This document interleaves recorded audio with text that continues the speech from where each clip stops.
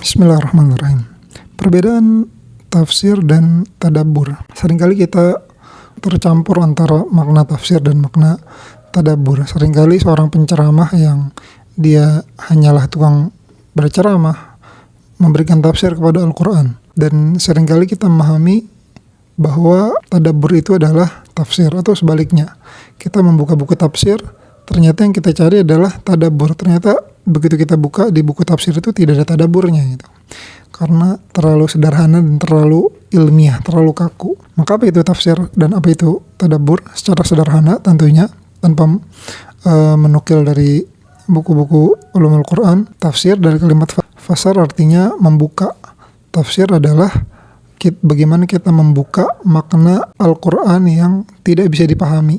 Dan tafsirnya ada tingkatannya, ada yang tidak dipahami kecuali oleh seorang fuqaha atau seorang yang alim, ahli tafsir, ada yang tidak bisa dipahami oleh semua orang Arab yang bisa bahasa Arab, dia akan memahami itu.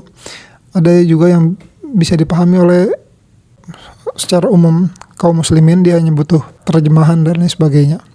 Nah, maka tafsir adalah membuka makna yang tertutup dari ayat Al-Quran. Dia biasanya berkaitan dengan kalimat atau dengan kata yang asing dari seseorang, atau berkaitan dengan sesuatu yang membutuhkan definisi atau implementasi yang datang dari Nabi atau dari para yang hidup di zaman ketika Quran itu turun. Misalnya kalimat ghasiqin idza waqab.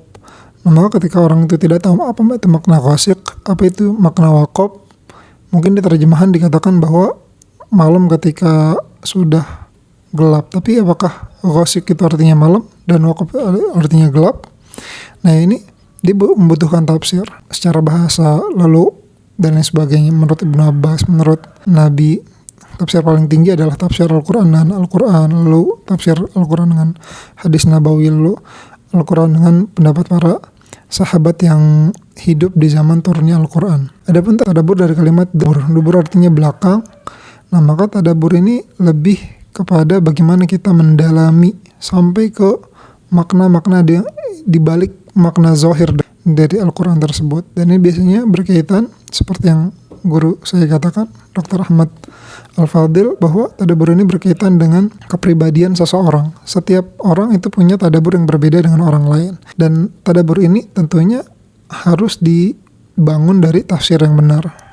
Tanpa pemahaman tafsir yang benar, maka tadabburnya juga tidak akan benar gitu. Ketika kita salah memahami ayat, nah maka